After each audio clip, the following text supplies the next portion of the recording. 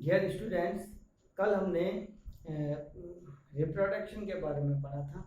Last unit जो थी reproduction in flowering plant, जो आपने बहुत अच्छी तरह से पढ़ी, क्वेश्चन भी आपने किए होंगे। आज हम पढ़ेंगे कि प्लांट फिजियोलॉजी मीन्स पादप कार्यकी। The one question arises in our mind that what is the plant physiology? The branch of science in which we study the vital activity of the plant known as plant physiology, such as respiration, reproduction, transpiration, etc. पादप कार्य की क्या है? पादप कार्य की क्या है?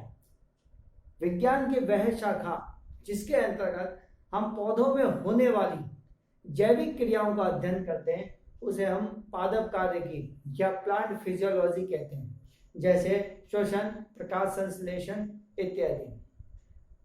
दोस्तों, प्लांट फिजियोलॉजी होती है बहुत ही इंपॉर्टेंट होती है, क्योंकि हमारे दिमाग में ये चीज आती है कि भाई पौधा कैसे तो बड़ा हुआ, क्या उसके अंदर क्रियाएं हुई, पानी उसने एब्जॉर्ब किया तो नीचे से ऊपर कैसे गया, है ना, नीचे से ऊपर कैसे गया, प्रकाश संश्लेषण या फोटोसिंथेसिस कैसे हुआ, वाटर एब्जॉर्प्शन का रास्ता क्या है, जर्मिनेशन कैसे होता है, ग्रोथ कैसे होती है। तो बहुत से पॉइंट हमारे माइंड के अंदर आते हैं।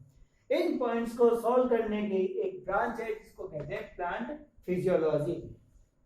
Today we going to study on two topics, types of solution and types of membrane. आज हम दो चीजों के बारे में पढ़ेंगे। पहला है टाइप्स ऑफ सॉल्यूशन और दूसरा है टाइप्स ऑफ मेम्ब्रेन। सबसे पहला है types of solution. Types of solution. Solution सबसे पहला देखें कि है क्या solution. Solution is equal to solvent plus solute. Solution is a matter in which solvent and solute take place. यदि किसी सॉल्वेंट में सॉल्यूट को घोला जाए तो घोलने के बाद में जो मिक्सचर बनता है, जो सॉल्यूशन बनता है, उसको हम सॉल्यूशन कहते हैं। अब टाइप्स ऑफ सॉल्यूशन किस प्रकार के होते हैं?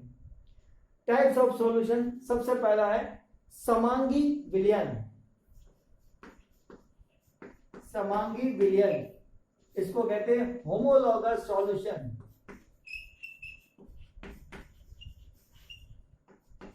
होमोलॉगस सॉल्यूशन, समांगी विलयन। जो शरबत होता है, शरबत में हम विभिन्न पदार्थों को डाल देते हैं, सॉल्वेंट भी होता है उसमें, सॉल्यूट भी होता है।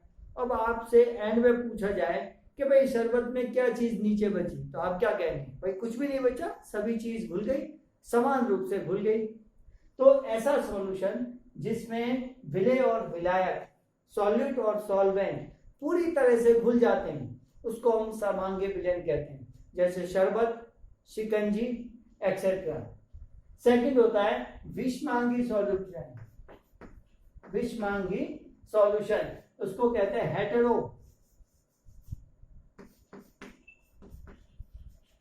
Heterologous solution. हेटेरोलॉगस सॉल्यूशन इस प्रकार का सॉल्यूशन जिसमें विलेय और विलायक, सॉल्यूट और सॉल्वेंट पूरी तरह से नहीं घुलते हैं, जबकि उसके अंदर बचा हुआ रह जाता है, उसको कहते हैं। जैसे कि हम वाटर लें और वाटर के अंदर यदि हम मिट्टी या सैंड को हम घुलाएं, घोलने के बाद हम क्या देखेंगे कि थोड़ी देर तक तो भाई वो घुली हुई दिखती है, जैसे हम उसको रख देते हैं तो वो सारी की सारी नीचे बैठ जाती है। नीचे बैठने का मतलब थोड़ी देर तक तो घुली पर बाद में नीचे बैठ गई, मीन्स वो पूरी तरह से नहीं घुली हुई है।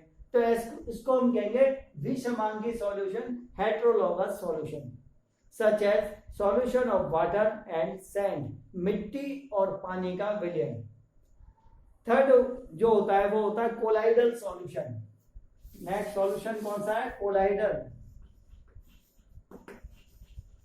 कोलाइडल सॉल्यूशन इस प्रकार का सॉल्यूशन जिसमें विलेय और विलायक, सॉल्यूट और सॉल्वेंट घुल तो जाते हैं, परंतु सॉल्यूट के पार्टिकल्स हमें दिखाई देते हैं, उसको कहते हैं हम कोलाइडल सॉल्यूशन। ये एक गाढ़ा सॉल्यूशन होता है, जैसे आपने देखा गोंद के अंदर देखा एक गाढ़ा सा सॉल्यूशन होता है। इसी तरह से साइटोप्लाज्म एक गाढ़ा सॉल्यूशन होता है, इसमें इस तरह से लिक्विड नहीं होता कि हम फैला दें और फैल जाए, इस तरह से नहीं, तो कोलाइडल सॉल्यूशन होता है। इस कोलाइडल सॉल्यूशन की कुछ प्रॉपर्टीज होती है। तो क्या ऐसी प्रॉपर्टीज हो सकती है कोलाइडल सॉल्यूशन की? तो सबसे पहले होते हैं ब्राउनियन गति या ब्राउनियन मूवमेंट। ब्राउनियन मूवमेंट, अब ब्राउनियन मूवमेंट क्या होता है? देखिए, ये एक बीकर लेते हैं, उस बीकर के अंदर सॉल्वेंट डाल दिया और उसमें हमने सॉल्यूट मिक्स कर दिया, तो उसके कण जो होते हैं यानी पार्टिकल्स होते हैं वो जिग जैग मूवमेंट करते हैं, इस तरह से इस तरह से मूवमेंट करते हैं। तो इस तरह के मूवमेंट यदि होता है तो उसको कहते हैं ब्राउनियन मूवमेंट। दूसरा उसमें होता है टिंडल इफेक्ट। टिंडल इफेक्ट क्या होता है? जब कोई सॉल्यूशन है, गाढ़ा सॉल्यूशन है, ये गाढ़ा सॉल्यूशन है, यदि इस पर लाइट डालें और ये लाइट की वेव्स को फैला दे, तो इसको कहते हैं टिंडल इफेक्ट कहते हैं। तो the solution which show Brownian movement and Tyndall effect known as colloidal solution. इस प्रकार का सॉल्यूशन जिसमें पाए जाने वाली पार्टिकल्स ब्राउनियन इफेक्ट और टिंडल इफेक्ट दोनों ही शो करते हैं, उसको हम कोलाइडल सॉल्यूशन कहते हैं।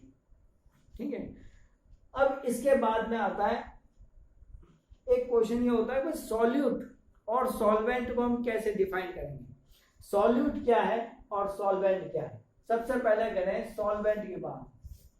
जो चीज घोलती है उसको हम कहते हैं सॉल्वेंट। जैसे पानी में चीनी डाली, तो किसने घोला? पानी ने घोला। किसको घोला? चीनी को घोला। तो जो चीज घोलता है उसको कहते हैं सॉल्वेंट, और जो चीज घुलती है उसको कहते हैं सॉल्यूट।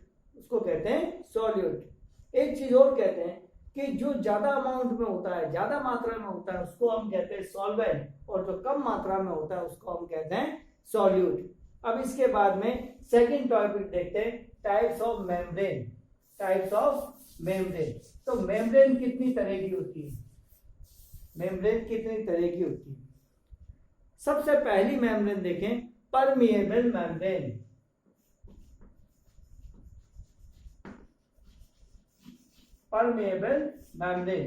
परमिएबल मेम्ब्रेन जैसे ये एक मेम्ब्रेन है, यहां से होकर के जितने भी इधर की तरफ है सॉल्यूट प्लस सॉल्वेंट दोनों हैं, दोनों ही गुजर सकते हैं, उसको कहते हैं परमेबल मेम्ब्रेन। इस प्रकार की मेम्ब्रेन जो अपने में से सॉल्यूट और सॉल्वेंट दोनों को गुजरने देती है, पास थ्रू होने देती है, तो उसको हम कहते हैं परमेबल मेम्ब्रेन। सेकंड होता है इम्परमिएबल मेम्ब्रेन। इस तरह की मेम्ब्रेन जो किसी को अपने में से गुजरने नहीं देती। जैसे पॉलिथीन के अंदर आपने पानी भर दिया, तो क्या वो पानी गुजर जाएगा? नहीं गुजरेगा, वो वहीं रहेगा। इसका मतलब क्या हुआ कि वो उसके लिए परमेएबल नहीं है, उसको कहते हैं इम्परमेएबल मेम्ब्रेन। दूसरा होता है सेमी परमेएबल मेम्ब्रेन, जैसे plasma membrane. Semi permeable membrane वो होती है जो अपने में से सॉल्यूट को अपने में से सॉल्वेंट को तो गुजरने देती है पर सॉल्यूट को गुजरने नहीं देती। इस प्रकार की मेम्ब्रेन जो अपने में से आधे पदार्थों को गुजरने देती है और आधे पदार्थों को गुजरने नहीं देती, उसको कहते हैं सेमी परमिएबल मेम्ब्रेन, जैसे साइटोप्लाज्म के चारों ओर पाई जाती है। थर्ड एक मेम्ब्रेन होती है, उसको कहते हैं सेलेक्टिव परमिएबल मेम्ब्रेन। इस प्रकार की मेम्ब्रेन जो अपने में से कुछ स्पेसिफिक जो सॉल्वेंट होते हैं उनको गुजरने देती है। जैसे कोई सोडियम के प्रति सेलेक्टिव परमेबल होती है, कोई पोटेशियम के प्रति होती है। जैसे ये एक मेम्ब्रेन है, यहाँ पे Na+ भी है, K+ भी है और सॉल्वेंट भी है। तो यदि ये इसमें से K प्लस और सॉल्वेंट को गुजरने देती है तो सेलेक्टिव परमेएबल मेम्ब्रेन कहते हैं, चयनात्मक पारगम्य झिल्ली कहते हैं, क्योंकि ये केवल K प्लस को गुजरने दे रही है, Na प्लस को तो गुजरने ही नहीं दे रही, अपने में से कुछ को गुजरने देती है, इसको हम सेमी परमेएबल ये सेलेक्टिव परमेएबल मेम्ब्रेन कहते हैं। अब क्वेश्चन ये अराइज होता है कि भैया मेम्ब्रेन की प्रॉपर्टीज क्यों होती है, ऐसा नहीं हो तो क्या होगा, कैसे प्रॉपर्टी डिफाइन करेंगे, क्या इसका सेमी परमेएबल मेम्ब्रेन है तो क्या यूज होता है। तो आपने प्रोसेस पढ़ा है, वो प्रोसेस पढ़ा है ऑस्मोसिस, जितना भी ऑस्मोसिस होता है सब इसी के बेस पे होता है। पानी ऊपर से नीचे की ओर चढ़ता है, ये भी मेम्ब्रेन की परमेबिलिटी से चढ़ता है। स्टोमाटा ओपन होते हैं और क्लोज होते हैं, ये भी परमेबिलिटी के बेस पे डिपेंड करता है। तो नेक्स्ट टॉपिक में हम ये पढ़ेंगे कि भाई पानी किस तरह से ऊपर जाता है, किस तरह से नीचे आता है। इससे संबंधित नोट्स मैं आपको भेजूंगा, आप उनको ध्यान से पढ़ेंगे, क्वेश्चन पूछेंगे। आप लोग क्वेश्चन पूछ नहीं रहे हैं, हमें पता ही नहीं पड़ रहा है कि आप क्या पढ़ रहे हो क्या नहीं पढ़ रहे।